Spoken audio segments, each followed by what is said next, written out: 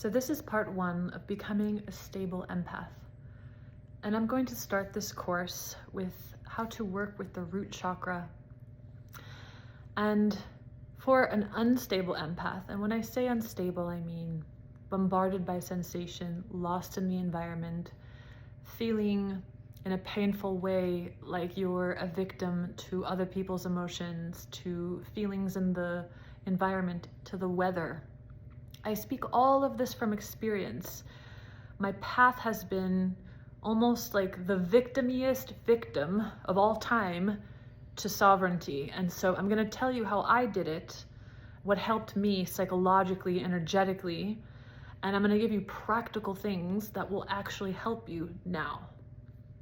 If you desire to change, right? That's number 1. You have to desire stability. You have to desire sovereignty. You have to desire peace, first and foremost. You have to choose it over chaos. You have to choose it because there are payoffs to staying stuck in sensation, right? If I'm always a victim, if I'm so sensitive and and I can't function, there might be some psychological payoffs to that and some physical payoffs like, oh, well, maybe I will need to be taken care of. Maybe I won't need to confront my fear of failure. There's so much there. So first we don't really have to discuss those payoffs if you have chosen peace. I want stability. I want to be stable, right? I want to be stable. We have to start there. So number 1, I want to be stable. So in the root chakra, what happens with an unstable empath is there's often a belief that I don't want to be in this world because the root chakra is the earth chakra. It's what connects our consciousness to this physical world in a way that feels comfortable, that feels like we're connected with life, with the world. So a lot of people who believe that they're too sensitive to be here, right? Imagine like this is the house, this is the root chakra. If your consciousness is trying to get into the bottom floor of the house, but at the bottom floor in the root chakra, you believe you can't be here. I can't be here. I don't belong here. I'm too sensitive to be here. I don't want to be here. I'm tired of not being able to have the life that I want, create what I want to create. I'm tired of being swept in sensation. I'm tired of being a victim to people's emotions, right? All of these beliefs can eject our consciousness out of the bottom floor. So we need to get into the bottom floor.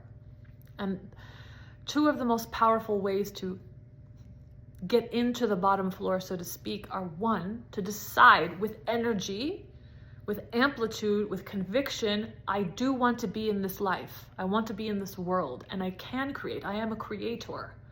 And it's important to acknowledge I am a creator because it feels like you're not a creator, right? If you're a victim to your environment, it can feel painful to wake up to this situation, maybe in a certain point of your life where you've spent decades of your life unable to make decisions to move forward in certain ways because you're always absorbed in family drama, because you feel taken out by the emotional weather of your environment, by the physical weather of your environment.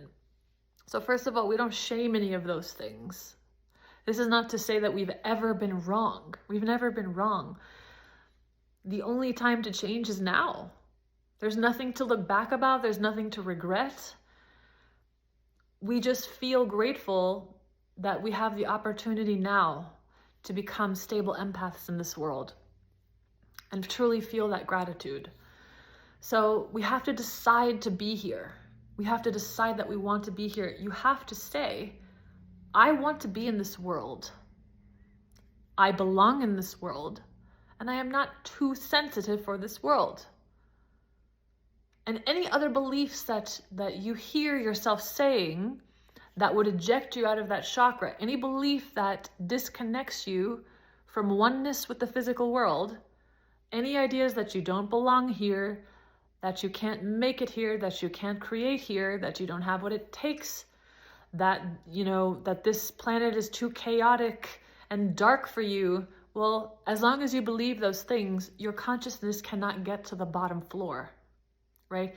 So take out a journal and let yourself automatic write. Higher self, higher self, higher self. Use me, use me, use me. Use my hands to write. All of the things that I believe, about how I don't belong in this world, how I don't desire to be in this world, how I'm not good enough to be in this world, and how I cannot create in this world. Write them all down, and you can find antidote thoughts to believe, which, by the way, the only thing you need to do to change a belief is to want to change the belief. In other words, if I'm tired of believing that I don't belong here, if I'm just tired of that and what it creates and manifests, I can just decide, I do belong here. I do belong here. That conviction of my choice is what changes the energy. It's not necessarily repetition. It's conviction. It's energy. It's being sick of the old and just wanting the new. So you can find antidotes to all those beliefs, or you can find the bottom line, which is I belong here, I want to be here, and I am a creator. You are the intelligence of God. Do you honestly think that anything in this world can truly limit you if you decide that it cannot? So the second aspect of creating stability in the root chakra is to work with the planet Earth, to build a relationship with the Earth, to communicate with the Earth. The more that you communicate with something, the better your relationship gets. So in whatever way occurs to you, and by the way, even if you live in a high rise, if you live in a city that doesn't have much, parks or trees, you still live in this world. The cement in your building still came from the earth, still came from elements. Everything is essentially part of the world, right? And the elements are beings and intelligence and consciousness that are listening to you when you speak to them. So, doesn't matter where you are in this world, doesn't matter where you live. It's very powerful to breathe into your root chakra. Imagine a ball of light in your root chakra, and when you inhale, you expand the energy to the outer part of your hips, and on the exhale, you send the energy into the earth. While communicating with the earth, Earth, I connect with you. I want to feel your presence in my life. I thank you for all the abundance that you provide me. I thank you for the air that I breathe. I thank you for this beautiful planet. I want to have a relationship with you. I want to trust you. I want to feel comfortable in this world with you. You are my mother. It doesn't matter what you say. It matters that you mean what you say. So go into your heart and find words, find a way to communicate to the earth that you want to feel safe. You want to acknowledge your connection. I heard a wonderful anecdote about an Aboriginal Indian who he said before he enters the ocean, he tells the ocean that he's coming. And when he does that, the sea life and what he interacts with is completely different than if he doesn't communicate with the ocean, right? So when you go for a walk in your environment, to send a message to the trees. And by the way, it's not just the trees and the ocean and the wood and the fire and the air and the earth. Communicating with your home, being grateful for your home, right? Everything is alive and listening. So don't limit it. Don't have a special relationship to what we define as organic, but to communicate with your environment, specifically also with the planet Earth, but with your environment in general. To realize this is alive. This is alive. My acknowledgement of the aliveness of my environment, especially in a safe situation where, most days we wake up and we're at home and we feel safe, right? We're not in danger. There's nobody chasing us or trying to hurt us. Even if there's stuff happening in our lives, we can choose to connect with our environment in a friendly, warm way. And every time you do this, you build warmth with the world, whether it's the organic world, whether it's the being Gaia, or whether it's the chair in your living room, whether it's your bed. And that may or may not sound silly to you, but my experience, take it or leave it, is that everything is alive. When you acknowledge the aliveness of your environment, you create a warm relationship with it. So the next thing that I will offer you in regards to creating stability in the root chakra, psychologically, it's really important that we begin with the idea that we want to be here. That's very important. Energetically, something that's very helpful when you feel ungrounded, when you feel like you're spinning, to kegel, right? To kegel your energy, to like pulsate the perineum area and to bring your consciousness down to the root chakra and then exhale it down into the earth, whether it's from your legs or, as the Taoists recommend, through a tail, from your tailbone. Kegling with the intention of bringing your awareness deep into the root chakra is very powerful. I want you to try this. If you have situations where you're in a lot of energy, right?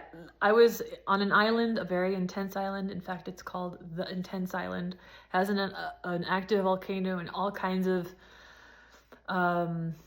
non-physical activity. And as I was driving around that volcano, I felt very, very ungrounded at the time. This was years ago. And at the time I was anchoring this practice of, okay, well, I am here. I am where I am. I'm in a car, miles away from the house. And so this is where I am. So I'm going to take this moment to train my consciousness to be stable to the best of my ability. This is not about getting a result, about being perfect. You know, another way to be stable is to completely surrender to the instability. So for example, if you're feeling that there's like a feminine way to inject consciousness and there's a masculine way, and depending on the moment, you might feel called to do one or the other. So focusing your awareness and kegling is a more intentional, a more masculine medicine. But completely giving into the sensation is a feminine medicine. So let's say you're uncomfortable and you're spinning. If you just open your heart and say, okay, I'm spinning. You know, it's funny. That creates stability. You know why that creates stability? Because you're not fighting what is. That is stability. Stability is not fighting what is. So, okay, I'm in this situation, and if you've had a Kundalini awakening and you feel a lot of sensation, trust me, I've been in situations where I am driving a car and all of a sudden I feel megawatt energy moving through my body, and my body feels fear, and I just accept it. Okay. What is there to fight about? What is there to resist? This is what it is.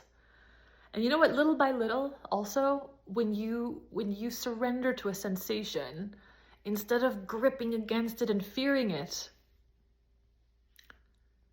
your faith in God and in life and in your eternal nature just gets stronger and stronger. Because you notice that that no longer fighting something more than likely results in you surviving these experiences. And I say more than likely because sometimes, hey, if it's our time to go, right? A lot of people feel anxious that the sensation that they're feeling equates to death or equates to something very bad happening. And sometimes it is our time to go. But in general, I would also add to this talk about the root chakra that a really potent way to feel safe in this world is to accept death, right? Feeling a sensation so strongly and saying, okay, it is what it is. Maybe it's a physical pain that you feel that your mind likes to attach anxiety to. Oh my God, I'm dying. Oh, I have cancer. And I understand this so deeply. I had cancer. And what I had to learn was, no matter what I feel in my body, no matter what sensation, pain I feel in my body, I have decided that I am okay anyway. I can be okay anyway. And people ask, well, what about, at what point am I denying my emotions? Let me clarify that very simply. Whatever is should be allowed. So if I feel anxiety about my health, I allow that sensation to completely exist within me. I allow it. I allow it as deeply as I possibly can, just as much as I can. Maybe not perfectly, maybe not totally, just as best as I possibly can. And in my experience, eventually, when you've truly released something, when you've truly felt something, you will notice that you will be in the same situation and you will not feel fear anymore, because you simply allowed the fear to be there with an open heart. Okay, fear is. I'm going to allow fear. Every time you give permission for fear to exist, essentially in a way, you're kind of saying fear is safe. Why is fear safe? Because you live forever. So fear is just an experience. So another way to really anchor your consciousness into your root chakra is to accept death. Accept death. If you're afraid of flying, but your soul wants you to fly, go on a trip to Europe, and you're like, you know what, I'm going to follow my soul, and you feel anxiety on the plane, one very potent way to bring your energy in to your root chakra, and I say from experience, is to say, you know what, if today's my day, today's my day. If today's my day, today's my day. Right? So yes, in some moments we'll be asked to feel and allow the fear. And in some moments, and this is the difference between when we're in an astral phase of healing versus when we're in a mental phase of healing, there's a phase where we need to feel things because that's the only option, because we're releasing a backlog of emotional energy. And at a certain point, it becomes clear enough where you actually have access to, in that moment, changing your belief. Okay, it is what it is. I can tell you that I used to be on airplanes and I used to get visual narrowing, and I used to feel like this sensation, like I was in a tube spinning. That's how much anxiety I felt on an airplane. And I have trained myself after years of feeling what I feel, and also deciding that, you know what, I'm going to be okay anyway. I'm going to make this decision anyway. I'm going to accept the pain and discomfort that comes with it, whether it's feeling fear on the plane during turbulence. I'm going to accept that if today's my day, today is my day. Right? I've just learned to accept pain, discomfort, as part of life, as well as trusting the current of my soul. Right? That is a very stabilizing thing, to trust that desire, true desire, something that keeps knocking at your door, a heart's desire, trusting that current also creates stability. No matter how difficult it is to go on the journey, no matter if there's pain and discomfort, the more you follow that current, the more stable you become. Because instability is also the result of trying to quash that energy, right? Trying to make yourself fit into something like a puzzle piece that doesn't belong there. Trying to make yourself fit into a marriage that doesn't make sense to you. Trying to fit into a job that doesn't feel right for you. That creates instability.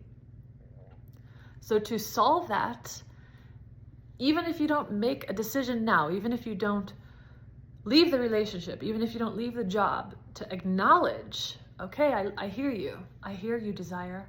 I hear you knocking at the door, and I'm listening. I'm listening. That creates stability. So all of those things create stability in you. Psychologically, it's important to decide, this is very potent, the psychological mechanism that anchors you in your root chakra. Two things: to decide that you want to be here, to decide that, in other words, God did not make a mistake when it designed you. And you belong here just like everything else belongs here. And you can thrive like nature thrives here. It's very important to own that with conviction. And the conviction is more important than the repetition. It's really, you can decide it you can say it one time and then it's changed. It's about the conviction.